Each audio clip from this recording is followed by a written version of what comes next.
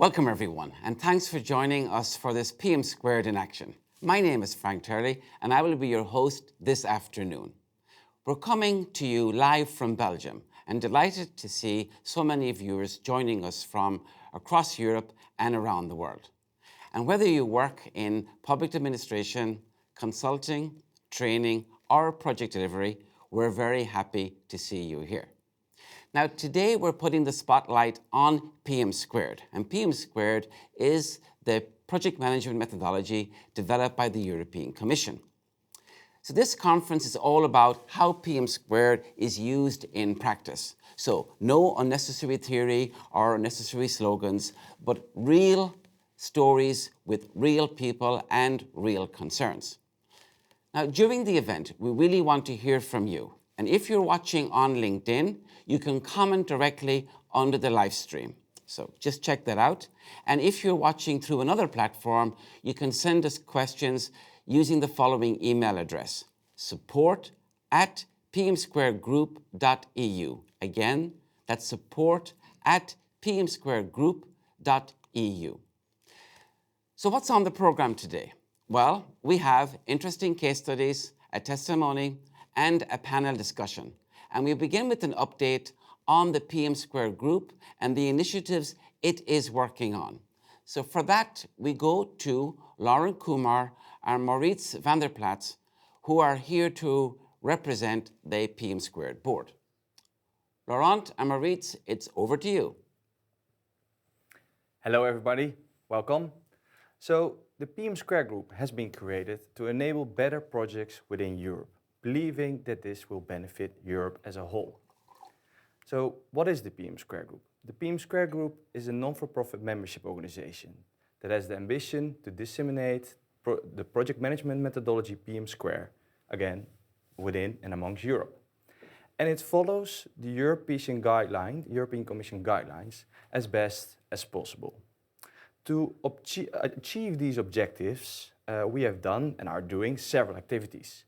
We have hosted several successful events within Brussels the last couple of years, and today there's this online conference.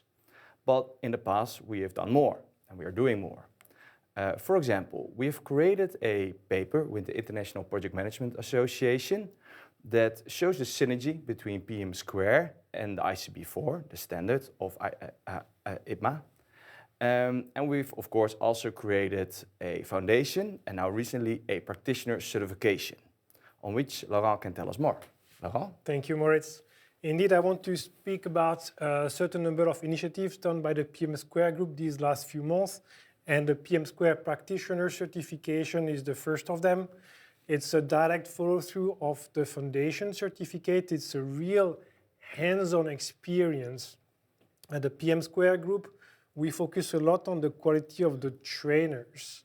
So going through this course, doing this certification is the guarantee to meet people who've been there and done that. The chance to speak with seasoned project managers who can talk about real-life situations that you will face in your project or that you are already facing in your project. So that's a very, very good course to complement the foundation training. The second initiative that I want to speak about is the Project Manager of the Future program. So that's a global partnership that we make with employment agencies in Europe. Basically, they refer to us unemployed people so that they can have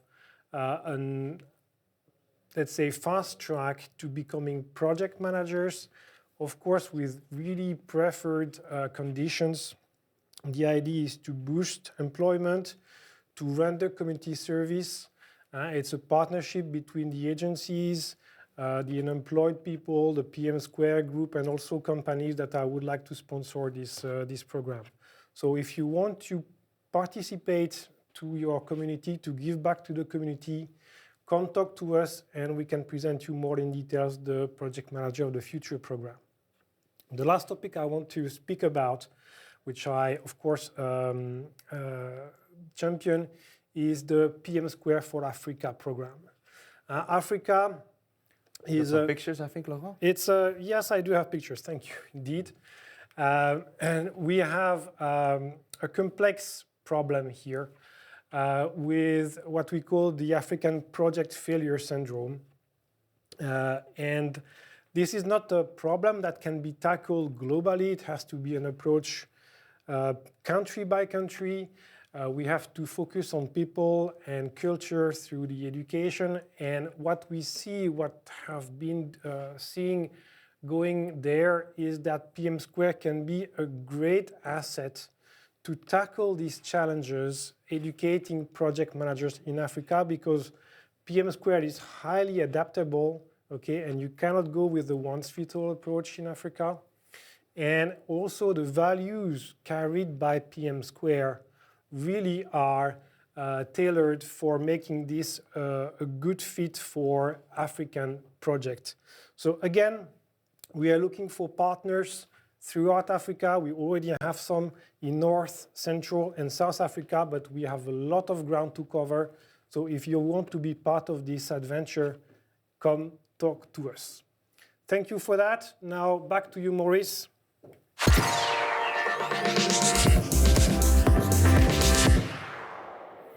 Yeah, so to wrap it up, as you can see, PM² is evolving and growing as a community. Today is representation of it, but also inviting people to join this session. We got so many happy and positive reply. So stay tuned and join the movement. Thank you.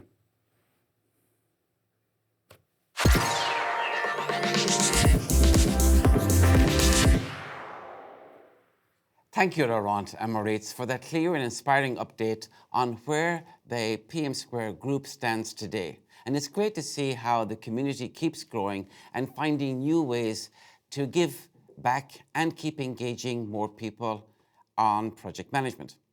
Now, let's get a bit more practical, because that's what this conference is all about. Our next guest is 𝗍𝗂𝗋, and 𝗍𝗂𝗋 is Head of Digital Service at 𝗂𝘅 Europa.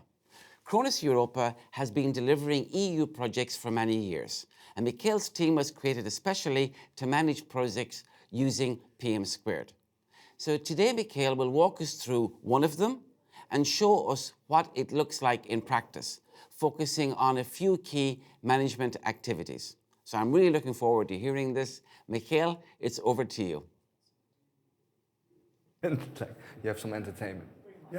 My pleasure to be here in front of you to present a behind-the-scene view of how you can run a project with the EU institutions using PM².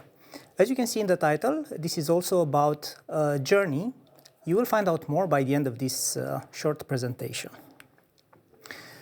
Before I go to the project itself, I would like to present the company I work with, 𝗂𝘅 Europa, which is and it was for me 3 years ago when I came as a surprise. It's a company which is uniquely dedicated to serving European institutions. What does this actually mean? It means that, contrary to what I have experienced before, where you would have indeed some departments focused on EU institutions, we are exclusively focused on that. And this reflects in all of our processes, the methodologies that we use, and you now start to see the connection between 𝗂𝘅 Europa and PM². A bit more about us. 𝗂𝘅 Europa was created more than 15 years ago, and indeed we are delivering services to EU institutions. We have more than 1,000 expert consultants providing this type of services. But what Mark said before, it's not quite true. It was not from always that 𝗂𝘅 Europa was delivering projects. Yes? As such, here is where I come in the picture, I would say. I was really lucky to be part of this digital service unit, whom now I lead, whose sole purpose was to transform and improve, not improve, because time and means is also a very good engagement model, but to extend the palette of services that we can provide by delivering projects. So, in front of you, yes, Mihai Mitru. I'm leading for 2 years now the digital services unit of 𝗂𝘅 Europa, and in the meantime, yes, we started to deliver successful projects to the EU institutions. But the story that you will see today is how we started, and I selected for this purpose actually the project that helped me get through that. All right, so while creating this division, a lot of things need to be decided. how are we going to deliver, which are the people, from what locations. And of course, working with EU institutions, we need to consider a lot of factors in those things. But one decision was not so hard to take. When you want to deliver projects for the EU institutions and you want to do it successfully, what methodology should you pick? Yes, you should pick the methodology that they are actually using. And in our case, we started to focus on PM² for the European Commission and Engage for the European Parliament. In both their factors, variants, I would say, either waterfall or agile. Now, how did we do it? Because for those of you who know, PM² actually it's a methodology which is built by the EU institutions and also for them to drive their projects. But I'm going to give you an image from the service supplier perspective. And what you can read behind me are some of the bullet points that we have done. And out of those, I would say one of the most important part was we started to apply it actually internally. So by the time we started to deliver projects to the EU institutions, the project managers in our team were accustomed to that. And also we had the opportunity to test the artifacts that we are using in order to make sure that we use them properly. All right. Now, let's go to the concrete case of PM². In this part, I will first start with giving you a bit of a description of the project itself, and then we will go through each of the stages of the life cycle of the project, which is still ongoing, actually. I'm going to discuss now about European Week of the Regions. This is an event that happens in Brussels, which is sponsored by 𝗔𝗰𝘁𝗵𝗰𝗹 with the participation of COR.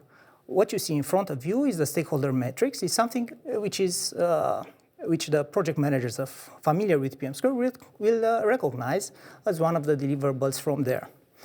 I selected this project not only because it was the first one for me in there, but I was also very close to it. I still am. I started as a project manager in that, and now I have successfully passed the torch to my colleague Josiane, who does a very good job on it. Now, why this is important? The European Week of the Regions and Cities is one of the events. It's just finished the 2025 iteration 2 weeks ago. It's the biggest annual event that happens in Brussels. It's happened on site.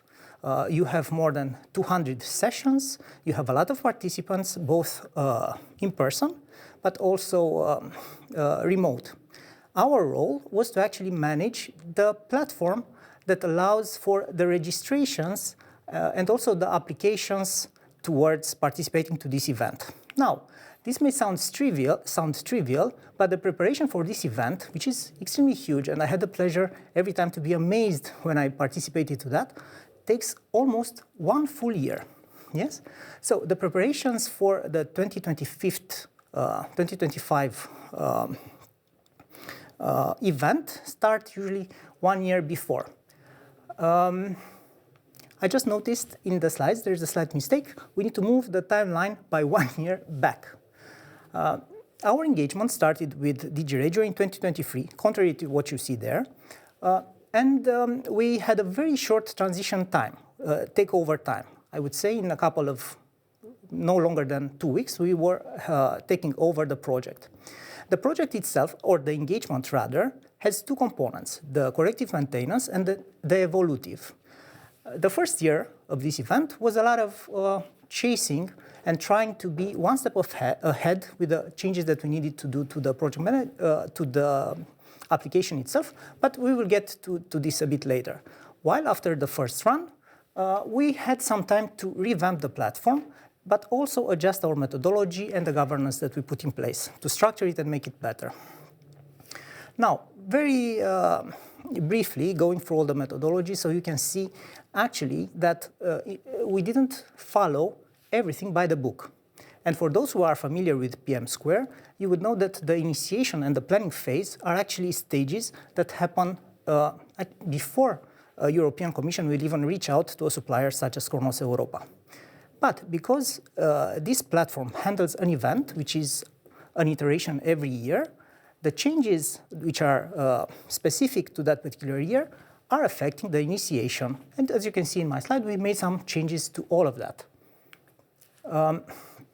In terms of planning, the planning from the IT perspective of this project will always follow the life cycle of the event itself. So basically, we had to look at the stages of the event and make sure that we have the right functionality adjusted to meet exactly those stages. But this is not always an easy task. In terms of I don't want to go very much into the technical details of this, but there are a lot of restrictions in terms of deployment. We are collaborating with Digit, which are helping us a lot. But also, from the planning perspective, you need to always think ahead and to acknowledge that for the deployment, the colleagues from Digit still need at least, or sometimes up to 5 days of work to make the deployment, which, when you have everything scheduled very well, it can be a struggle. And in 2024, indeed, that was, I would say, our biggest challenge. When we talk about execution, I know that if you look at the slides, you will focus on the difference between the two sprints or the three, but this is not the main thing I want to say here. That one in particular, yes, indeed, when we jump from maintenance to very aggressive evolutive maintenance of the platform, we also moved to a shorter sprint duration, which helped us. And the methodology allows this. It's not a very complex thing to do.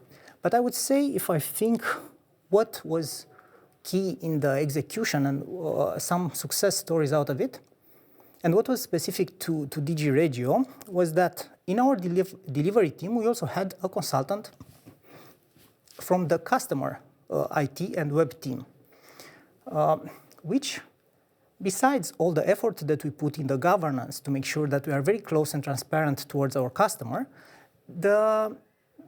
we turned into a partnership, actually, the implementation process. On one hand, the customer has the trust and always has visibility into what you deliver. And then they also see how much passion you put in the project, which again helps you to build the trust relation to the customer. Now, monitoring and controlling. This is the main project manager's activity throughout the life of the project. And as you can see here, as a project manager, you are really busy. You have a lot of things to do, but I will choose to look for this particular project, or for this particular presentation, sorry, not project, to two main things: how we were able to manage risks, and also issues and decisions. And I would say, in terms of risks, what are the findings? You need to monitor them constantly. Of course, at the start of the project, we looked at the project and we identified some risks. In our team, we are putting the risks all together for all the projects, and we have weekly meetings where we go through the risks and we assess them. So this actually means that, yes, you need to assess them and to update them quite well. If you look at the slide behind me, you would see what are the things that we are most interested in when we look at the risks. Yes, we need to understand, we rank them by likelihood and severity. And then we always make sure that we put the right status and we follow up on how the risk evolves. We always try to get as fast as possible to addressing, and why not, to closing the risk. When it comes to, I'm speaking too fast, I will try to slow down.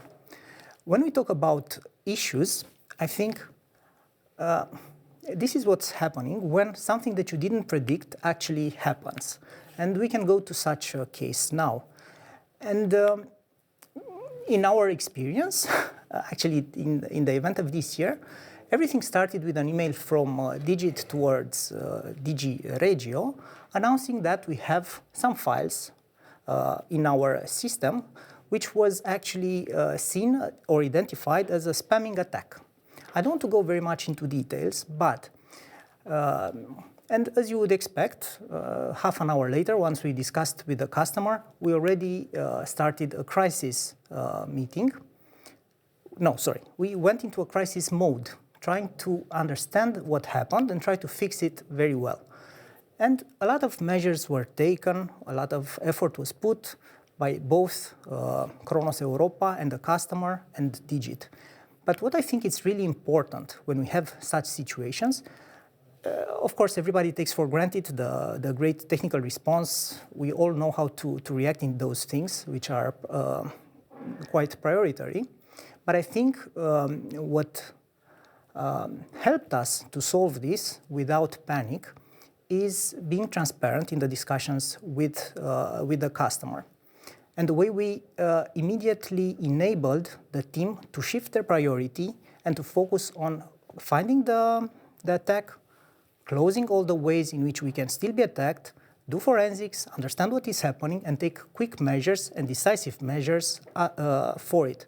But also always being in contact with the stakeholders of the project to give transparent feedback on what is happening and visibility. All right, so this is the story. What I can say is that from my perspective, this was one of the cases that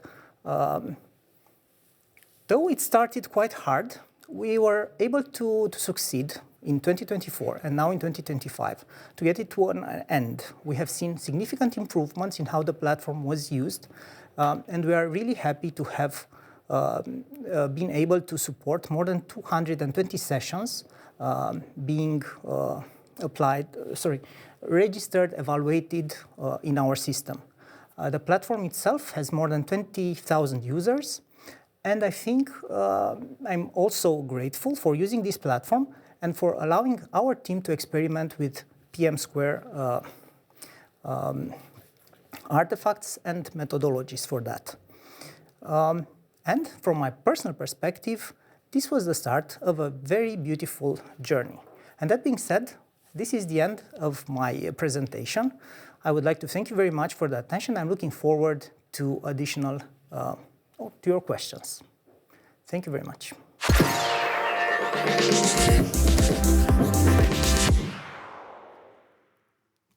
Thank you, Michael, for that presentation and for giving us a look behind the scenes on how this Euro Week of Region project actually works, and actually to see another real PM² project. Michael is joining us here in the studio for a short Q&A session. So a reminder, if you're watching live, then please feel free to post your questions in the chat or email us. And again, the email address is support@PM²Group.eu. So Michael, it's great to have you here. And I got some questions for you. Are you ready to that. for me? Let's see. Okay. The first one is about risk management concerning the project. So what are the, on lessons learned. What are the biggest lessons learned in risk management from this project that you've just done? Well, considering what you just seen in the presentation, I would say do it constantly throughout the project. Try to think outside the box of what may happen. In our case, we considered ourselves being very well protected within the framework of the software we were using. Okay. So we weren't really prepared to act upon it. We haven't identified this risk. So I think it's really important to try to think outside the box and try to think of the unpredictable when it comes to risks. And who do you employ to think of what might go wrong? I think you should take into you should use the experience from previous projects. You should always gather the help of the people that you work with. Always a brain is more than one. And in our case, basically not only the supplier, but also the customer and the third-party support that we had, which was 𝘔𝗰𝗁. So I would say this allows us to have oversight about potential risks that we can face. So we need to depend on the stakeholder groups to give you feedback as well. Yes, they should be involved as well. Thank you. Next question. How do you keep risk management from becoming a tick-in-the-box exercise and making something that your actually team uses day to day? Again, risks. After my presentation, there's no doubt about it. Well, What I can say is that I will never put risk management as a tick on the box after this experience. But how do you do it actually? What we have done, or what we have implemented in the digital services, was a periodical meeting where we look exclusively at the risks. So yes, we do have status meetings on projects, but we have a different meeting altogether that we just look at the risks. And this actually, I think it's good that you have project managers from different projects put all together, assessing the risk of each project individually, because you can see with different eyes and come with different perspectives. That's like a peer review on risk management from project to project. Yes, I would say you're quite right. Okay, that's good. That's a nice idea. Yeah. It's a good idea. Okay, next question is about the different roles which are carried out in PM². So PM² actually defines quite a few formal roles. Now, in reality, on some projects, you don't probably have enough of people to fill all the roles. So how would you go about filling them if if your projects are on the smaller side? Which is quite a lot of the times the case. Yeah. Well, what I think a methodology does is defines the role themselves. It doesn't mean that you cannot have the same person filling in two roles, as long as those roles don't come into conflict. For example, you cannot have somebody from the customer perspective of the product owner being also the project manager of the supplier's team. Yes, yeah. You still need to have like a balance between the supplier and the client. But on the client side, and as well on the supplier, you can have the same person with multiple hats. For us growing and starting to deliver projects, of course we started with smaller ones, and now we are growing to larger ones where we can actually scale and use all the roles in the methodology. So for us it's quite usual. We use different hats, but it's really important to give the opportunity to act with the hat that you need to have in the methodology and the frame of the project engagement. So what you're saying from the beginning, recognize the different hats, who can take them on during the project, and that's really part of tailoring your project.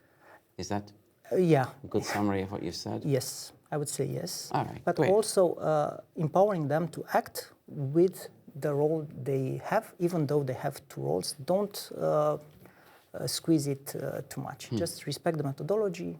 And yeah. What percentage of projects are less than 10 people, do you think, within the institutions? Projects? Yeah. I think quite a lot. I would say more than 80%. Oh, wow. Okay, that's a lot. Okay. So there's a lot of tailoring. I'm really sorry. Look, this is at least in my case. Yeah, yes, yeah. I'm pretty sure projects with hundreds of people are still happening. Yes. I didn't have the chance to do it yet. Okay. I'm looking forward to that. I've heard that before, though. Okay. Good. So thank you, Mikhail. That was very, very interesting. So now on to another hot topic, AI in project management. So we've all heard that AI is going to change everything, make our work faster, smarter, and may even replace project managers. Now, I'm not a big fan of all this hype, and we need someone who can give us facts, as every Tom, Dick, and Harry seems to have their ideas. Our next guest actually will help us separate fact from fiction. And this is 𝗏𝗏 from the UK. Now, Lloyd is founder and CEO of 𝗏𝗏 𝗏𝗏, and I actually had the pleasure of seeing Lloyd speaking in Saudi Arabia at an event. Now, Lloyd is a real pioneer in applying AI to project management. So he leads the development of the intelligent project management prediction platform, which helps organizations improve productivity, performance, and sustainable outcomes. So today he'll share a real case showing what AI in project management looks like today and not someday in the future. So before I welcome Lloyd, just a reminder, send in your questions even while Lloyd is talking. And Lloyd, you're very welcome, and the floor is yours. Thank you, Frank, and thank you very much, PM² for having me today. So, as you said there, I'm Lloyd Skinner. I'm the CEO of 𝗏𝗏. I've actually been working in this space around AI and project management for over 7 years, hence the grey beard, as it were. So today, I'm going to talk about what is AI in project management, and then, as Frank said, I'm going to give you some specific examples and the outcomes of those specific examples. I think the first thing to say, though, is how would you apply AI in project management and what benefit may it bring? We've all read for many years from both academics and our personal experiences that projects may not always deliver to the original plan or the original budget or release the original benefits. So if AI could help with that, wouldn't that be fantastic? But for me, it's not just about that deliverability. I think AI can help in other areas. So for example, you were just listening about risks. Perhaps AI could surface risks much earlier in the life cycle. And actually, that surfacing point is really important. I think AI can help with bringing knowledge to the fore. It can look through the masses of your project documentation, and let's face it, a project loves a set of documentation. We can look at the discrepancies between it, or we can just work out what documents does or doesn't exist, as it were. So if AI can help with any of that, wouldn't that be brilliant? Now, for many a year, I've been saying that actually the drivers behind AI is on this efficiency side and on this effectiveness side. So on the efficiency side, for example, that's about doing more quicker. So, it's very prevalent now that we might be using AI to create minutes of meetings, or maybe even translating those meetings, or summarizing some of that documentation. Wouldn't that be great? I think you can do things more than that. So, creation of that risk log example we've just said, or first pass of that project charter, as long as you're feeding in the right information, as it were. So that whole point about efficiency, I think, is one dimension. However, doing something faster is not necessarily the end of the story. It's about doing the right things in the first place. And I think that's where the effectiveness side comes in. So how AI can help you make the right decisions on your right projects. Now, in a second, I'm also going to introduce what I think the ultimate goal of where AI can help as well. But in the short term, let's just think about the efficiency, doing things right, and the effectiveness, doing the right things in the first place. So let's start getting going in 1 second about, what examples that we can give here. But ultimately, we're trying to drive project success and value in the long term, as it were. How do you go about that? I think, first of all, what I feel from people and the conversations that I have all of the time is, well, where do you begin?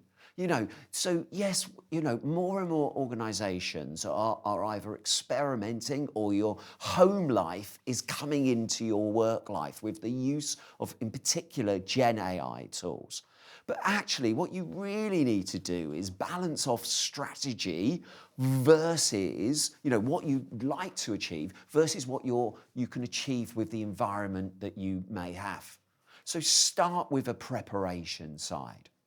Now, as Frank said, our space is all around prediction, intelligent project prediction. So for many a year now, we've been putting alongside the project manager's report what the prediction could say. So an independent assurance of what actually is happening on the project. So predicting both cost, schedule, resource, but actual performance as well. So we have clients now where we're predicting, for example, revenue or margin. Just think of the power of that. And in particular, we're not just talking about live projects, we're talking about projects before they've started as well. Let me come back to that in 1 second. Now, the other point here is about unlocking, So bringing that knowledge to the surface, as it were, working out, first of all, what data you've got on your projects, but also what that data is telling you. So that's great, but I can provide the greatest data. I need to turn it into information. I can give you the greatest prediction, but you can ignore that. So for me, it's all about optimizing. So building that AI into your workflows. what would happen if I pulled this lever on a project? Would the project be more successful? What would happen if I knew those lessons at the start of a project? So more about bringing the project back on track, as it were. So those are the 4 areas that I personally like to see about the application of AI, as it were. So without further ado, let me tell you a little bit more about intelligent project prediction. So at the headline level, what this does is predict the most likely outcome, but it goes beyond that. What not only is the most likely outcome, but why is that the most likely outcome? Let me just give you a quick example. As you can probably tell, I'm from the UK. So let's imagine in your global project portfolio, projects out of the UK are always late. So they're always overspending. The system is going to recognize that pattern, and it's going to apply it to not only your live projects, but your projects not yet started. And it's going to say, whoa, hold on a second here. We've got a project out of the UK. Based on our historical knowledge and the patterns within that data, those live projects, those projects that we're proposing out of the UK, we need to go and investigate them further. And think about that not only at the individual project level, but also at the portfolio level. Have you got a consistent problem with projects out of the UK? Now, of course, I'm only using one particular feature, geographical region. There's lots of other features when it comes to projects. So for example, what technology you're using, what methodology you're using, even who's the suppliers involved, or dare I say it, who the project manager is or the sponsor. So think about the standard features that occur within your projects. But like I said a second ago, I can give you, as you can see, really highly accurate predictions, but you can still ignore those. It's about what do you do to bring that project back on track. So, for example, those UK projects, what can I do? I could switch it from the UK. We're lucky enough to be in the beautiful city of 𝗪𝗏 in Belgium today. Maybe we should swap those projects to Belgium, and then they're more likely to be successful. Wouldn't that be great? And of course, there's not just one lever. There's several levers there that you can pull to increase that success. Or perhaps maybe we can address those lessons and those risks a lot earlier. And I don't just mean the statements about risks and lessons, I also mean the mitigation plans. This is what works with this type of risk, with this type of project historically. So again, isn't that fantastic? And you can see with our clients, actually, we're unlocking a real return on investment. And over the time that I've been working in AI and project management, that's been one of the challenges, is to demonstrate the actual return on investment. It's very hard to start thinking about the measurement of success. Yeah? How do you measure improved decision making? Well, what we do is we look at that between how well your projects historically performed, how well they can perform today. We ask companies to plan around 6 to 10% in terms of financial benefit. I think the question there is, what do you do with that benefit? Do you perhaps drive efficiency savings, or do you do more projects, as it were? So how does that work in reality? So at the highest level, what you can see here, in a simplified way, is there's a whole load of data that you need to bring into the system. We run a whole series of AI algorithms and AI machine learning, and then we present a set of insights out. Couple of points there, we're completely system agnostic, so it doesn't matter which PPM tool. So there's a few examples there, but there's about 160 different PPM tools on the marketplace. What we need to do is work out what data exists, as it were. Once we've worked out there is sufficient historical data to train the models, we'll come back to a question there if you need to build your data up. We run a whole series of different ML models, and then the system picks off the ML model which is proving to be the most accurate for that data set. What do I mean by accuracy? So in terms of accuracy, that's the difference between what the prediction system said would happen versus what actually happened on the project. Now, that's a really important point and something that we've built into the system in its own right. You know, if you can imagine, that only has the benefit of demonstrating the accuracy of the prediction, but it also breaks down the change management side of this systems. And I think that's something that we really, really need to bear in mind here. This is not just a technical journey. This is a people journey where change management and change management methodology is as important as the technology journey. You know, back to, I can give you the greatest prediction in the world, you can still ignore it, as it were. So how do we build that into it? You know, we can do some technical stuff, we can make the screens look pretty, etc. But we really need to build that within the workflows, as it were. Now, I mentioned a second ago about the real benefits. This is a real case study. It's a global logistics company who got 6.4% of saving across their projects. Now, it's not just about that financial saving, it's also about the operational efficiency gains, yeah? The time it takes to come to decision making. And like I said earlier, make that decision making at the beginning of the life cycle rather than afterwards as well.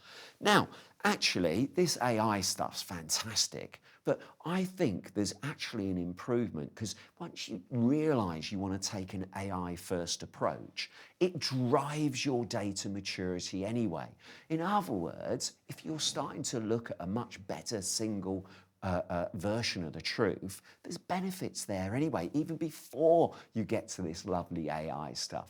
Now, if your projects are more likely to succeed, there's obviously sustainable benefits there as well. So it just gives you a quick insight about the kinds of benefits that we're seeing with the deployment of IPP, Intelligent Project Prediction. So I said earlier about how do you get going? So we have a methodology, a bit like data and data maturity. Yeah? You can't run away if you think you've got poor data. You need to work out how you're going to embrace data. And that's one of the technical sides here. But one of the key things here is about working out how to start. And like I said, you know, we all want to get to the benefit of AI, or certainly the majority of us want to get to the benefit of AI. And I obviously mean in a secure, commercially sensitive way. But where do you start? Which use cases should we deploy? And this is what the adoption strategy comes up with. Based on your desires, and, you know, getting buy-in to those desires and the benefits you're trying to achieve through AI versus what data do you have? And you end up with a phased roadmap. In phase one, we can move forward with prediction around scheduling, for example, because we've got great schedule data. But if we haven't got good resource data, how can we move forward with great resource prediction, as it were? Perhaps what you need to do is do an enabling project to move forward with prediction. And really, that's the first part of where you're trying to get to, and getting buy-in and the alignment of stakeholders behind an adoption strategy. But of course, that's only the beginning piece of it, because that is a consulting-led exercise. What we really need to do is validate any of those conclusions. And what that means is a deep dive into the maturity of the data. So we look at the data maturity across many dimensions. You know, a simple one is obviously completeness. Does the data point exist? Back to my example around resources. What that allows us to do is identify where you can move forward, or where you need to put more enabling projects into place, as it were. So in terms of that, it's not just about the maturity assessment, but it's also baselining your current position. You know, how many of your projects deliver to plan? By what degree do they deliver to plan as well? Now, wouldn't that be fantastic, as it were? So in terms of that thread through here, you've now got this data quality assessment. You've got what we call the exploratory data analysis, that KPI setting.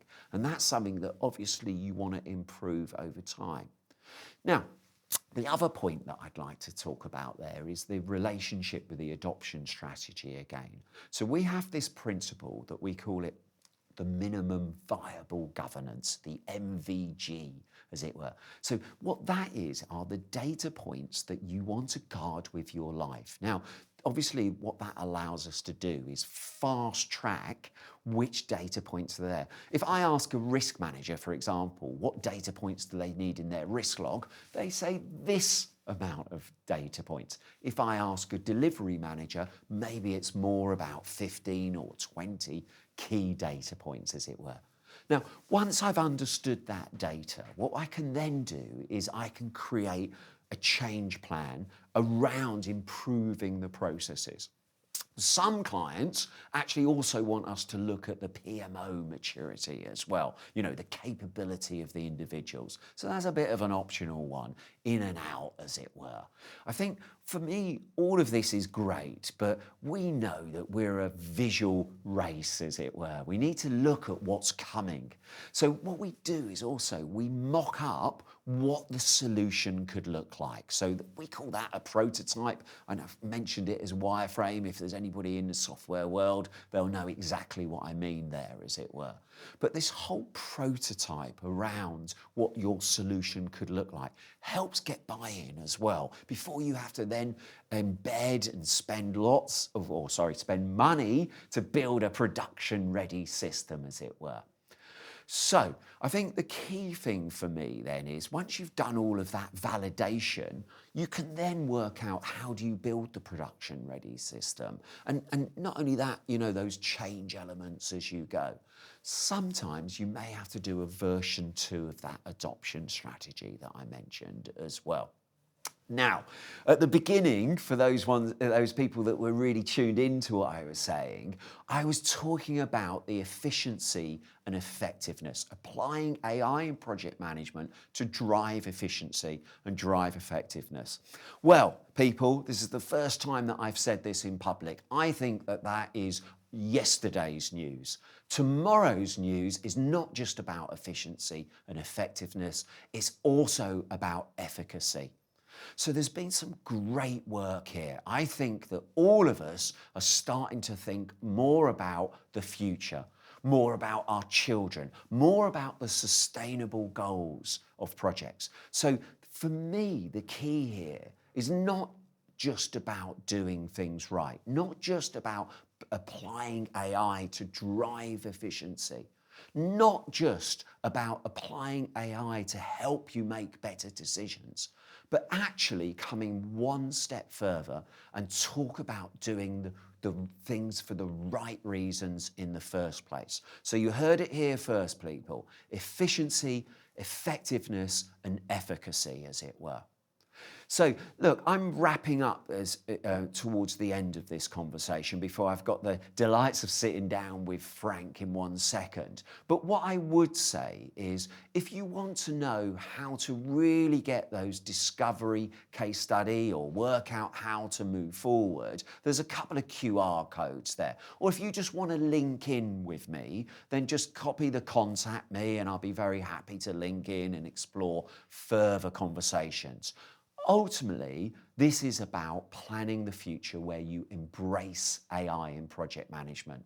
Now, the client that I mentioned earlier, actually, the case study was to do with DHL. So I would have thought most people have heard DHL. Now, I love this quote from the VP of Projects, where he's now starting to think about how we can use AI to get us on the front foot. So in that pre-planning stage, working out what the right combination of features are to drive project success, as it were. Working out what the mix of the right people are. You know, should we do it in this geographical region? Should we be allocating this supplier, etc.? So that quote, I think, really summarizes it in the right way, as it were. So, like I said, without any further ado, do contact me, and thank you so much for listening, and I'll be happy to take any further questions from you in due course.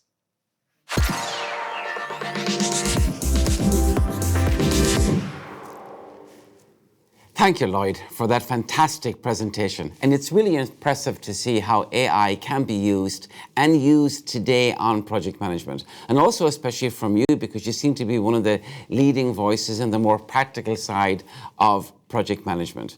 So Lloyd, welcome.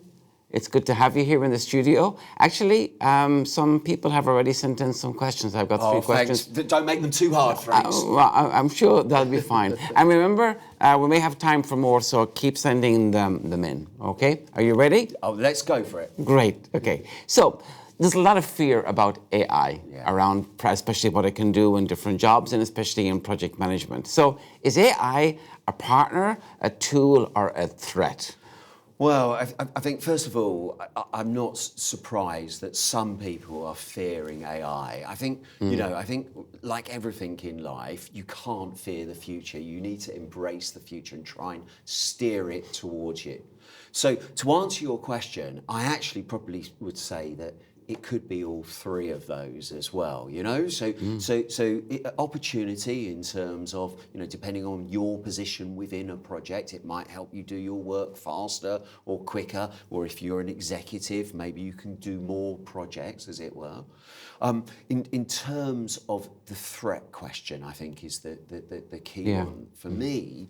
Is what can you do about that? You can't isolate yourself from the wider world, as it were. So what you can do is start trying to control what you can do about it. So whether that is things like reaching out to people, going to network events, upskilling yourself, learning the latest tools, thinking about how you could apply them to your projects. So I think, let's be happy, everybody. Let's think about the future, but let's start controlling the future of where you can control, is it? It's keeping an open mind and be curious. Oh, totally. Be curious, for sure, Frank. All right, good. My next question is about all the experience you have. So you've spoken to a lot of companies around AI, especially around project management as well. So what are the major, tangible benefits? If I want to bring up something to my boss in the company, what tangible benefit can I reach out to? I think, first of all, it depends what case study of AI you're talking about. So, if I go back to what I was just presenting, I think the more accessible case studies for the majority of people are around efficiency. Whether that's efficiency gains. So for example, Frank, recording a meeting minute. We can do that instantly. We can put that on, whichever channel that we're using. Not only that, we can then firm up the summary of that meeting. We can disperse that a lot quicker. So there's no doubt some efficiency gains. Well, let's go further than that. Let's perhaps, write the first pass project charter. Or let's think about what the risk log was, first of all, for that type of project. I think, again, you could go further still than that. And I think this is where the real benefit lies, Frank, which is about augmenting or helping decision making, as it were. So working out which projects you should undertake, which projects are the most likely to succeed, what is the most likely budget in the first place, even before you started the project. Can you imagine that, Frank? That you haven't even applied any of your major resources to a project, but you know what the most likely outcome of that project is. So I think there's different levels of benefit there. So it's not just for project management, it's also for portfolio management as well. Totally, Frank, totally. And not only just portfolio management, but maybe the decision makers above that as well, sorry for speaking in hierarchical needs. But I think it's from top to bottom there is potential benefits of AI in project management. Okay. What have you seen from a data point of view? Because AI needs data. So are organizations ready? Do they have usable data which can be given to AI to get useful feedback? Yeah, it's a great question, Frank, and I think within that, I'm sure people are thinking about security of data as well. So let's just assume that we've got over those hurdles of security, you know, or in my world, we call it about the guardrails around the data as well, and the guardrails of the human in the loop, Frank, as well. And there's been some very interesting stories globally at the moment where perhaps the human wasn't in the loop, and AI, Gen AI, has been creating garbage, as it were, or hallucinations, actually making up reports and outputs that weren't real, as it were. So yes, it's been in the press recently. It has been in the press. I'm mentioning no names, but I think, you know, back to where is the human in the loop in there to validate it is. So is undoubtedly this whole point about, we've all heard the garbage in, garbage out. We have to keep an eye on that. I think for me, you know, in larger organisations, it's about working out the pockets of data that are trusted and where you can access that data and move it forward. Now, it's not all lost if you don't have any data at all. We have some very clever techniques. You know, we can work out how to create new data that we can use as training data. We can look at wider data sets as well. But for me, it's about working out what data does or doesn't exist. And like you said, you know, how we're then going to use it as well. One of the advantages for me about AI, I think, is getting organizations to see the value of their data and paying a bit more respect in future projects, regardless of AI, but just data management. Frank, I totally agree. That was my point I was making. You know, once you're on this AI journey, you can almost park the AI to one side. Actually, taking a data-first approach to your projects is huge value. You know, everybody looking at the same report, as it were, is huge value, you know, and then we can use AI so we don't have to create 20 different reports for 20 different forums as well. But I absolutely agree with you, Frank. Just getting that data first mentality right is something that's going to help everybody, as it were. Good. Thank you, Lloyd, for answering those questions. So now we can move on to next we have a more powerful story. So how AI is being applied where with precision or where structure and governance really matters in projects. So our next guest is 𝗂𝗪𝗓, and he's a PM² trainer in France and Lieutenant Colonel of the French Ministry of Defense. In this video, Reggie will share insights on how PM² is used in the French Ministry of the Armed Forces. So, let's have a look. Bonjour, je suis très heureux de vous présenter le retour d'expérience et les points clés de la mise en œuvre de PM² par le ministère des Armées pour la conduite de ces projets de systèmes d'information et de communication.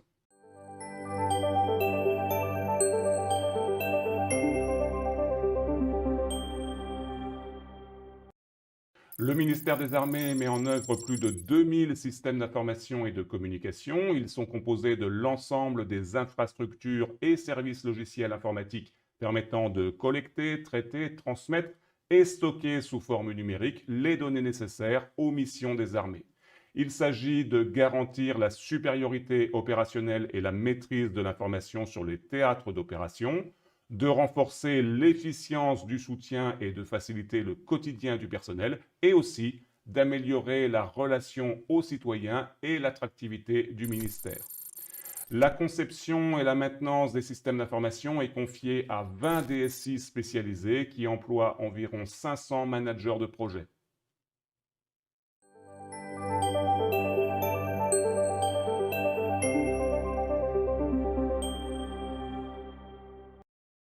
Le choix de la méthode PM² par le ministère des Armées répond à l'ambition de mettre à disposition des managers de projet un recueil des meilleures pratiques et un guide de référence. Une boîte à outils avec des modèles de documents prêts à l'emploi, une approche de management de projet centrée sur la valeur et complémentaire aux activités d'ingénierie logicielle. Enfin, un programme de formation validé par une certification professionnelle.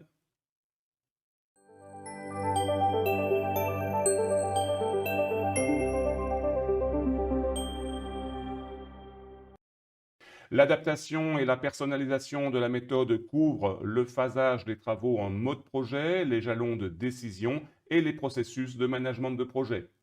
Le modèle de gouvernance avec la description des rôles et des responsabilités des parties prenantes. les modèles de documents.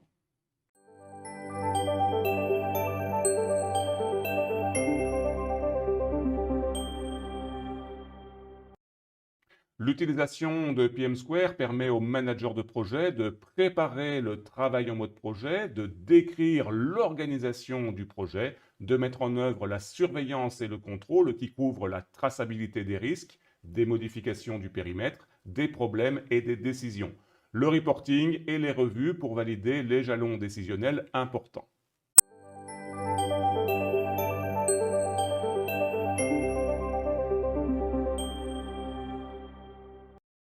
La méthode est déployée dans l'ensemble des DSI du ministère. Plus de 200 managers de projet sont actuellement formés et certifiés. Le guide PM² est mis à jour régulièrement pour prendre en compte les évolutions de l'organisation du ministère.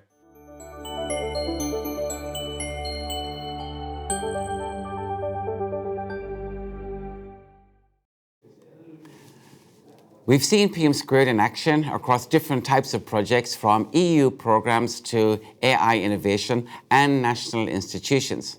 Now it's time to bring everyone together for an open conversation. So for our expert panel, I am joined here in the studio by 3 people who live and breathe project management and who've helped shape PM² in their own way. So first of all, we've got Mark Bergmans. Mark, great to meet you. Mark is an expert in PM² and a project manager at 𝗓𝗏𝗏. Mark has got over 30 years of experience in project and program management and has been co-editor of several PM² manuals. He's actually one of the people making sure PM² continues to evolve in step with real-world practice, which is our focus for today. Next, we have 𝗍𝗍𝗏, leader of the delivery team of the 𝗓𝘅 Europa. His responsibility is to deliver successful projects to EU institutions and has been doing this for 3 years. And before that, he worked on many software projects delivering software solutions in the private sector. So Mikhail, also a pleasure to have you here. And finally, Laurent, who you've seen already. Now, Laurent is really a PM² evangelist. He's co-author of several PM² publications and director of PM². Laurent has been a passionate user and trainer and advocate of PM² for over a decade, and he's one of the driving forces behind the community growth. So, Laurent, it's also a pleasure to have you here. So it's great to have you all here. And before the event, of course, we asked people to submit their questions. So actually, I've got quite a lot of questions already. We can go through them. Sometimes I'll just pick one of you out, but if you want just to step in, and if you disagree with somebody, please also be nice, but be open to disagree. Okay, great. Okay. So our first question is actually from Maria. She's a project manager. And she says, we're just starting to introduce PM² in our agency. What's the first step you recommend we take to make it stick? To make it stick. May I answer this one? Yes, please, far ahead. Thank you, Frank. So I think PM² is just like any other method that you want to introduce to an organization. It has to be part of the learning mechanism of your organization. So it's not just okay to send people to a training and forget about it. It has to be part of the knowledge of the organization, and that's the best way to make it stick. Now, of course, if you have such an organizations like a project office, or just having a referent project manager that would be kind of the PM² champion for the organization, that's also good practice. Yeah. From what I see is that a lot of people go on courses and the course just runs away too quick, so they're not able to grab that information. The HR department should have PM² in the learning catalog for the entire organization, and it has to be, refreshed. PM² evolves. It's always good to also refresh it in the mind of people at regular moments. Okay, thank you. May I contribute to that? Please. Because I experienced this myself, and in our division, indeed, we do have PM² as an onboarding opportunity for everybody in the company, not only for project managers. And also, every time we hire a new project manager and goes through the PM² training, it also refreshes the entire team. Yes, by reinforcing the processes that sometimes we tend to learn. to forget. How typically do you think a new project manager, if he's coming into the organization, like your team is now a great example, so everybody else is using PM² already, what's the process like actually? Is it easy for them to step into it? I think the PM² methodology is not a very complicated one. As a project manager, of course, it really depends on the seniority of the person, but if he has experience with other methodologies, it wouldn't be a very hard adaptation process. I find it one of the reasons why we are using it not only for engagements with European institutions, but also for smaller engagements that we do in-house. Okay. Mark, I know you're quite shy, but I'll ask you to say something. Well, I don't want to talk too much about, giving the training. My two people here did it already. I think it's very important, if you wanted to stick, first of all, when you start, that the higher management is convinced of why you're doing this and how you are going to do it. If they don't believe in it, I mean, you can give people indeed a lot of training, but it will never help. I know that Laurent and me, we introduced PM² in several agencies. And the first step is indeed see that your higher management, is convinced of that. Yeah, we always say the chief must speak, meaning that the highest in level must say, listen, we really believe in it. We want this methodology to work, and we're going to now apply it. That makes a lot of difference. Actually, that brings me into my second question. Very, very well. This is actually from Johan. He's an ICT project lead. And his question is, how do you convince senior management to support PM² when they only care about delivery speed and see methods as bureaucracy, holding stuff up? I think it's great if they only look at delivery speed. That's great. Because, that's really good, because that's one of the big things that we can offer. When you indeed introduced a methodology where you make a planning and not like cowboys stick here, do that. But when you really make a planning and you do it very consequently, you follow up what you're doing, you know all the actions that will come, you will gain delivery speed. And of course, you have, let's say in the beginning, a bit of drawback. You have to customize the methodology a bit, and you have to send people to training to understand it. But once that is done, you will get indeed your delivery speed. So delivery speed with less crappy outputs, we don't have to repeat them again. That's or maybe with outputs that everybody agrees on up front. Use it. Yeah. And if I may add, I mean, any methodology that you would like to introduce will lead to a small, time to get to it. Okay. And I think PM² here has the advantage of being one of the fast one that you can get. So if they want to try other harder, heavier methods, they will even have slower results. PM² is very well for that because it can get there quickly, especially if the deadlines are strict. Okay, so that's a good point to mention. So the speed of adoption is perhaps much better. The learning curve is also much easier. What I would say is that as a delivery team, it's always a temptation to cut corners and go very fast towards the outcome. It is an advantage. It's more efficient to do it. But then you also need, and I think this can be an argument to convince the management, is that you need to have a proper methodology to do the tracking, to have the documents in place, because it kind of, we were discussing about risk management before. Yeah. It covers yourself from potential risks. Of course, you shouldn't do documents that are not required. But that's my... That's a good practice. It's a pitch to do for any methodology. Why do we want to introduce a methodology? And it's the choice between being successful by chance or by method. That's a good way. That's a good way to put it. Yes. Might happen chance once, but that's about it. Next question is from Sarah, and she is a PMO coordinator. So let's see who wants to answer this. And she says, our team already use Agile, and some projects use Prince too.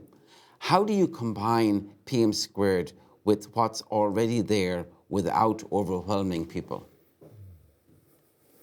Mark, you want to take it? Well, for me, it's indeed, we have first of all a PM² Agile. So because we have the same thing when making the methodology. What about Agile? A lot of people like that. It's good to do that. So we introduce PM² with Agile together. So in that sense, it makes sense, yeah?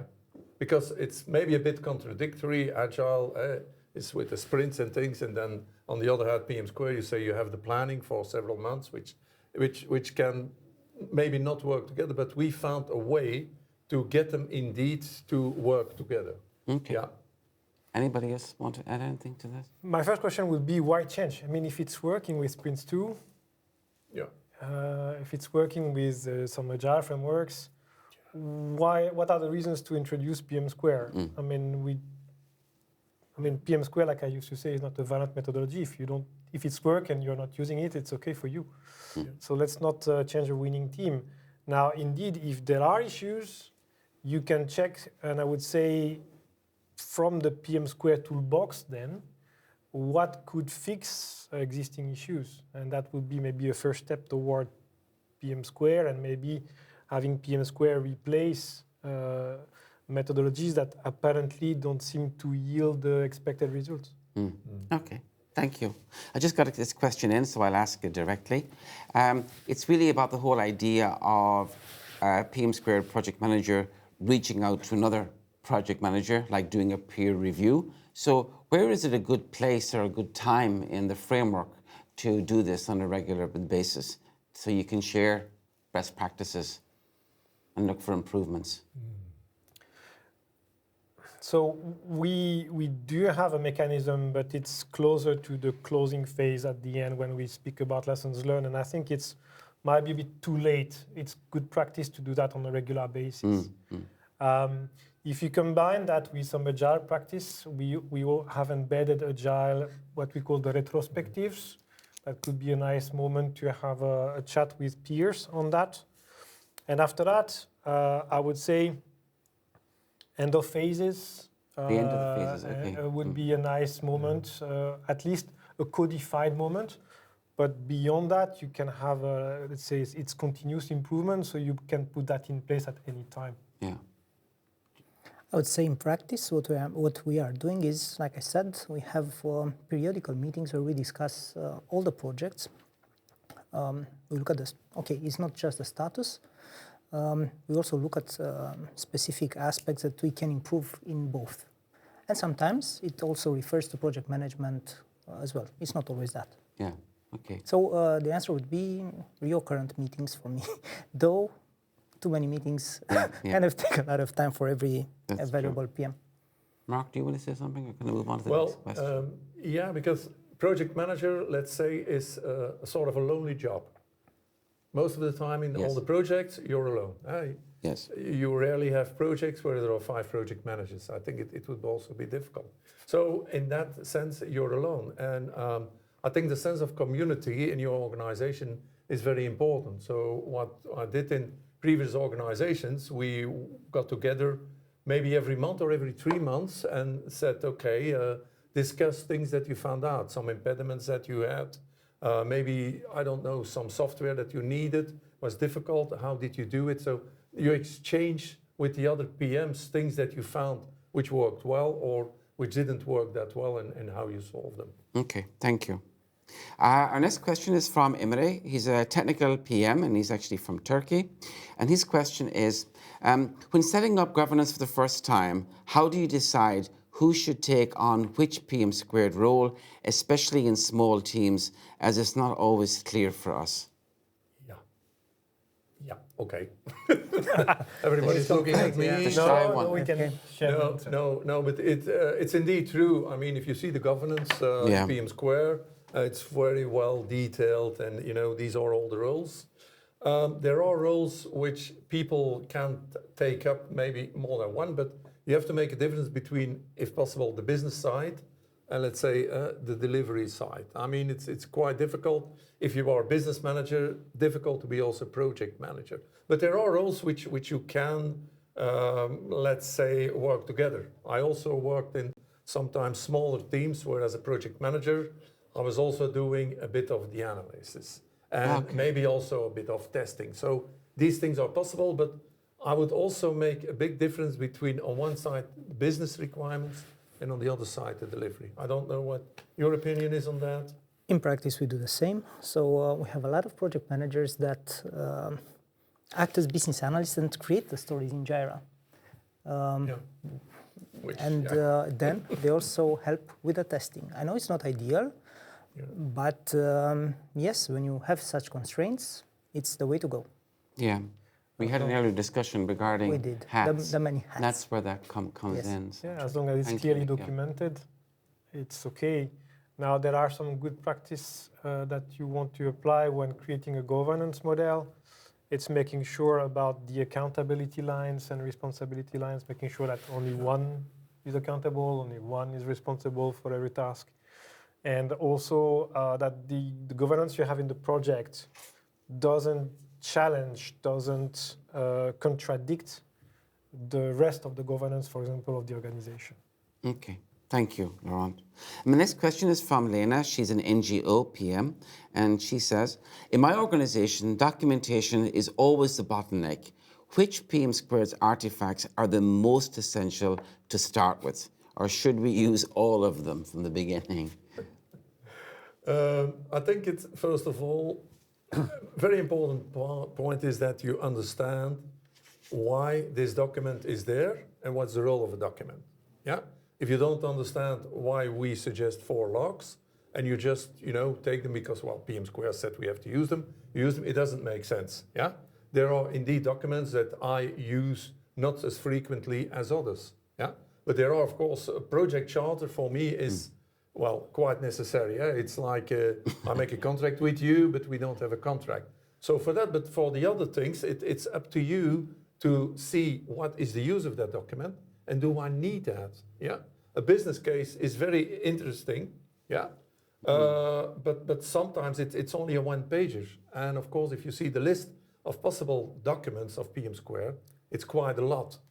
But if you dive a bit deeper in there, you see that a lot of them is 1-pager, 2 pages, a simple Excel sheet. So it's not that numerous, huh? Yeah. So, but saying which one you need, you don't need, a charter, of course. Well, Mikhail, actually, you said this morning, or I had a question, you said possibly about 80% of projects are smaller. small projects, so it could be less than 10 people. So you're probably always tailoring for that, are you? What I can say is that when we started this division and we wanted to apply PM², we wanted to do it by the book. And so yes, we went and we started to write all the documents accordingly. I cannot say now what is the recipe. I think it applies case by case.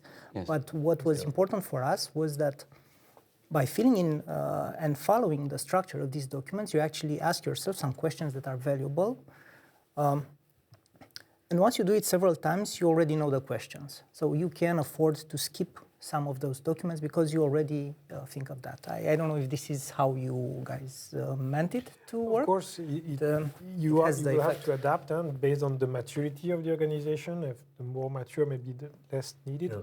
But that's a question you have to ask at every beginning of the project. What do I need in terms of documentation? Okay. Maybe I can add something on that. There are several management plans in the methodology. What I suggest when I give training to people is that first time look at all of them, because what's written there is quite, step by step. Most of the things you can just implement like that. So that means as a project manager, you look at them once, you go through them, and maybe for specific projects or organization, you have to change a few steps, but then you can use them throughout your entire project. So you gain a lot if looking once to them. Another example is a risk log. A risk log sounds a bit heavy, but for every risk, you have one line that you have to fill in. I mean, it's not that complicated, all these things. Yeah, sometimes we overdo stuff, don't we? I mean, filling in those example documents. Next question just in on this card, actually, I was given this, and it's about case studies. So are there more case studies or examples of PM² being applied besides the French Ministry of Defense that was given? There Where are, can we get these? Fortunately, yes. Yeah.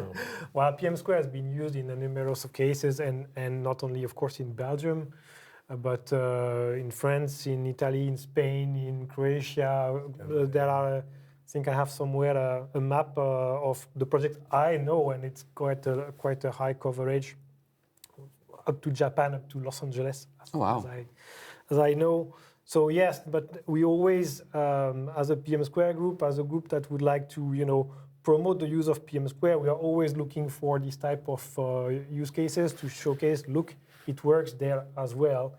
But we always have difficulties finding these examples because most of the time it's company propriety and they don't necessarily want to share all the details. So we are always trying, to find by ourselves. But yes, there are many cases, and if they want some concrete examples, they can always contact us.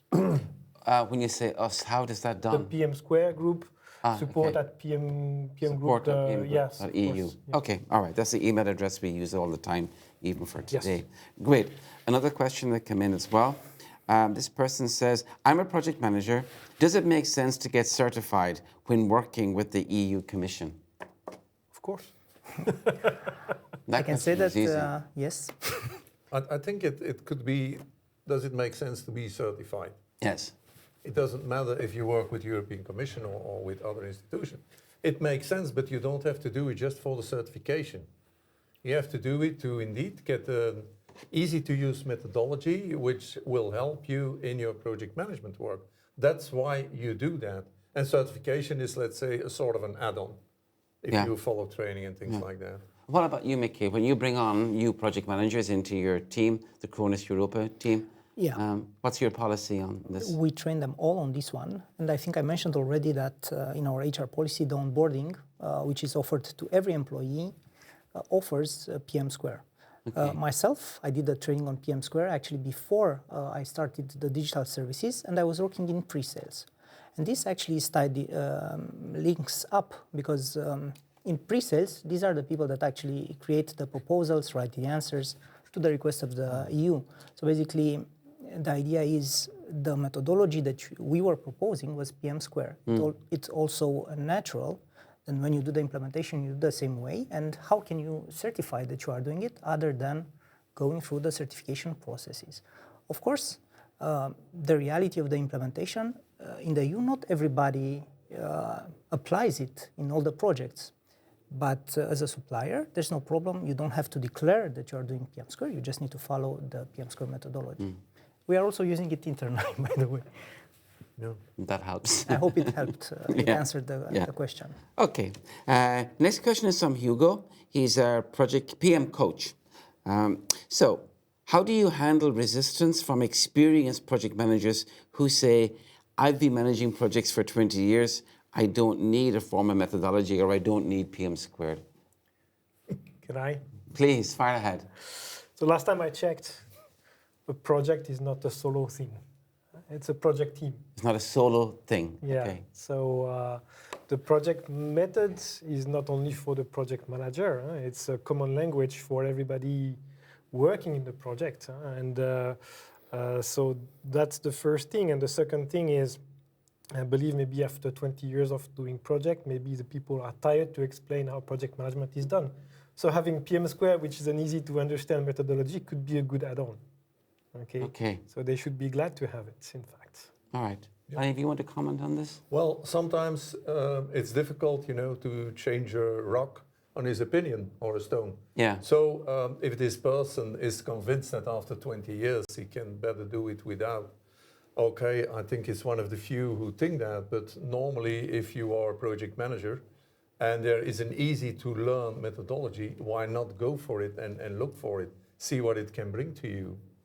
Okay, so we should be open to that. Yeah. But there are some people who think like that. They go like, and I think a lot of organizations probably use an ad hoc system, which the problem is it's not common within the organizations. Everybody is using their own ad hoc system for project management. Yeah. It should be a coherent. Yeah. The advantage is if you have a common system, it's quite easy if a project manager leaves the company or has to go on another project. Somebody else can take over and knows, okay, this is all the documentation, this is where we are, you speak the same language. I think that's one of the advantages also of a methodology. You speak the same language when you talk about project or a risk log. We all know what it means, decision log, all these things. you know for what is used and where we are. Okay, And the, thank you. the project manager can focus on delivering and not explaining project management to the rest of the team. Yeah. All right. Thanks. Next question then. This is from Ewa. She's a project management coordinator. If you have no central PMO, how can you still ensure that PM² is applied consistently across different projects? I think, yeah, that's again about the community of project managers and project managers. I mean, it doesn't mean if you don't have a PMO and you are with several managers, project managers, you can also agree to come from time to time together and see how are we doing that. I have a question on this. How can we solve that? So I think the community is quite important to, you know, to get benefits from that and to have a common strategy on how we continue. Okay. Corporate policies, a champion Yeah. on methods, a methods office, or that can do if you don't have a PMO. Indeed, some structures are too small to have a PMO, but having a referent that is the PM² champion could help. But what is PMO other than the group of the community of project managers? So if you have project managers, you should, all right. Maybe not that, but then some of the functions of the PMO could be shared between, Absolutely. by this community. Yeah. Okay.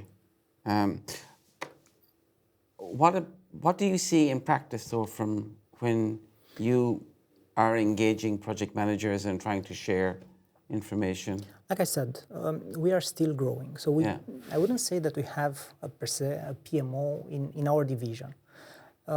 What we do, we collaborate much more than otherwise necessary. So we have recurrent meetings, and this is how I substitute this by creating this community. It's probably the best way to do it. We keep going back to that point, actually. Yeah. Next one is from Alexia. She's a consultant. Doesn't say what type of consultant, just says consultant.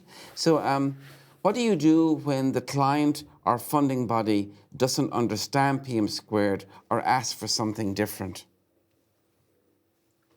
I don't even understand the question. I'll read it again. What do you do when the client or funding body doesn't understand PM² or asks for something different? Maybe it's got to do with The projects, maybe. in GO projects. Yeah. If they don't understand PM², that's not an issue. I mean, you can explain that to them. Maybe you can have a small session.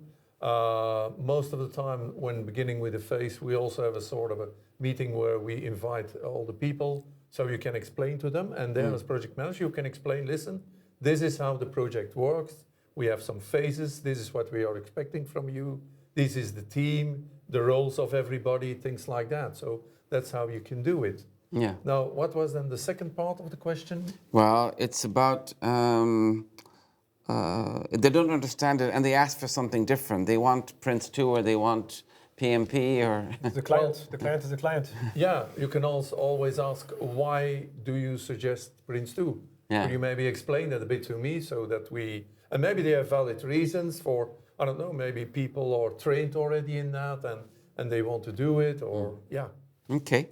We have another question that just popped up. Actually, it's on the screen and there's something in the way, so I cannot read it. Yeah, so, Laurent, I'm going to ask you to do two things. I'm going to ask you to host the panel and answer the question, and even ask one of these guys to answer the question. You are an experience in PM² as well. So, 𝗏𝗏 asked, I remember my questions regarding ITIL4 versus portfolio M², PFM². In ITIL4, portfolio management recommends including both projects and services because ultimately they represent the same investment center. So does PFM² allow you to manage only half of the ITIL portfolio? And before I turn to you, I just want for the audience explain what PFM² is. Yes, good idea. Okay, because PFM, so PM² is the project management methodology. There have been side publications, one on program management that works with PM², PGM², and one PFM² is about managing a portfolio of projects, okay? And in a portfolio of project, indeed, you can have not only project, but you can have also accompanying services according ITIL 4. Voila. So that's for the explanation of PM². Now answer the turning to question. you, do you want to answer that, or I can also Go to the propose some 𝗓𝗏 answers? one. Oh God. Yeah. It's a long question. Yeah, it's a long one, and it's always about comparing things with each other. I think if you do portfolio management, it is up to you to, as Laurent said, you can have projects in there and programs, and indeed also services and services. You can indeed use ITIL for that. Huh? So I don't see if you only manage half of the ITIL portfolio. I mean, yeah, it's not a clear yes or no for me in that case. So you could use it a bit. Is it half? Yes, maybe not, but I don't see, the thing. Okay. Can you add something else? The DNA between all these publications is project management. So that's why PM² is focusing and speaking about project. Of course, you can add, using PM², you can add services, but we are not going to describe explicitly how you want to manage services. And I think ITIL and other service frameworks do that very well. We are not reinventing the wheel here. Okay, so yes, you can include services in a portfolio that you manage using PM². We are not going to be explicit, and we will send you back to ITIL on how to manage them. Okay, thank you. My next question. Where can I do a more practical PM² course? Is that even possible to do a really practical PM² course? Practitioner. Yeah, you put it in practice. Yeah.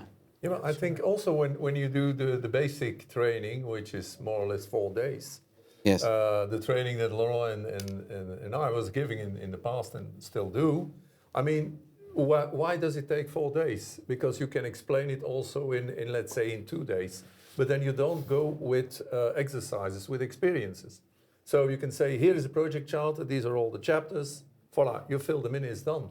What we do during the training is, for several of the chapters, we say, okay, now let's create a project, let's fill it in. Let's also later on go to the risk log. All these things like that, you make it indeed practical. How do you write it? Because I've seen a lot of people writing down risks where you say, yeah, but what is the risk now? Yes. Yeah? Just screw it up. They write down things and they put a one-liner and that's it. So Yeah. I think that's why we take normally 4 days to do indeed this proper training with all the people.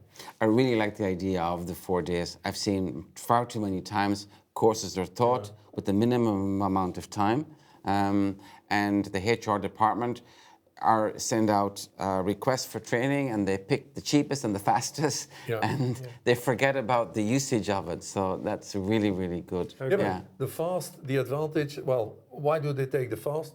It's of course cheaper, makes sense. And secondly, then you can go for the certification. You know enough, you study at home, bye. But then you study the book. Yes. But you don't understand the method, why you are doing things. How to use it. Yeah.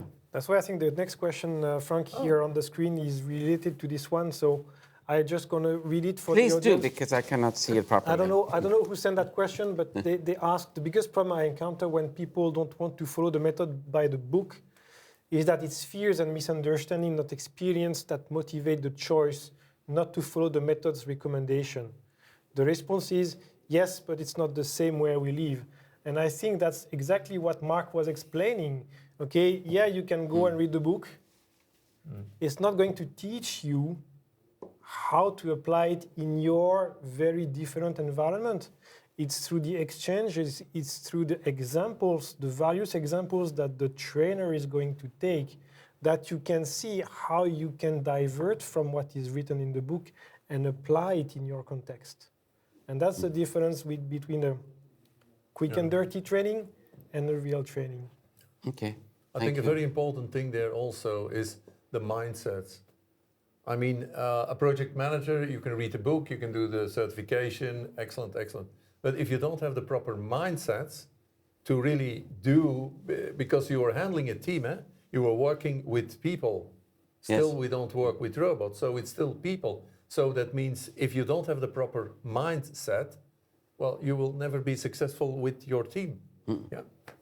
I'm going to put you on the spot now. Thanks. When you train people, new PMs, how rushed is it or how slow do you take it? We do it, yes. I think I had the benefit of doing the 4 days training with you. I don't know how, if now our latest... It's 3.5. It's been 3.5, all right, this is good. That's good. And indeed, I certify that discussing with you, though I had experience in project management, I really enjoyed and I learned new things. Yeah. I said already that when somebody goes through the training, it helps refreshing the recollection about it to everybody. And I would finalize by saying that when you start to put it in practice, you sometimes maybe need to go back and read the manual again from time to time. Yes. To refresh. To refresh and talk to other project managers, of course, as well. I think I might know who the person who sent in this one because he's always talking about open source tools. So are there open source tools that can be used for PM², or what do you advise when asked to do that? All of them. No, I must say we try not to advise which tools to use. I mean, it's a methodology. Yeah, that's a policy that was in there from the start of PM². We don't advise on tools. There are lots of tools that you can use, and it's up to you, your organization, and you as project manager to see which tools fits best your needs. Yeah. Yeah. Yeah. Anybody want to add anything to that? Yeah, I want to add the complement to that is that I have not heard about any tools that would not work with PM². Yeah. I always try to advise, well, what tools are in your organization today? Yeah. Begin with those, have a look, see if they work, talk to project managers, see how they're using it, and kind of create a best practice around using tools. Yeah, and tools are getting more and more easier to work with as well. I think we've got time for one more, do we? If you have no central PMO, how can you still ensure that PM² is applied consistently across different projects? And that's from Eva. I think that's a question we already have answered through community of practice, through the exchanges with the peers. So that's something that can supplement if there is no PMO. Mark already mentioned, the exchanges with other project managers, the community within the organization. Okay, all right. Yeah. I think that's it for our questions. So thank you very, very much, guys. It was a real pleasure. And I'm sure you're all contactable if people would like to reach out to you. I think they know where to find us. Okay, good. Very, very good. Okay, so thank you. It's always good to hear from people actually who are practicing PM² and not just talking about it. So that's why it was important to have you today. And with that, we've reached the end of PM² in action. We've really seen how PM² connects with people, organizations, and really learned about the EU projects and what happens, and also from the national institutions such as the French Ministry of Defense and so on. So a big thank you to everyone watching from all across Europe and even beyond of that. Your comments are really helpful and engaging in project management and PM². And of course, a big special thanks to our partners who made this event possible, such as 𝗏𝘔, the 𝗓𝗏 Group, Certain.Global, QRP, B2B Learning, and Management Plaza. So on behalf of the entire PM² Group, thank you for joining us today. It's been a real pleasure for me to host this event. I wish you a great evening and take care and goodbye from Belgium. Bye-bye.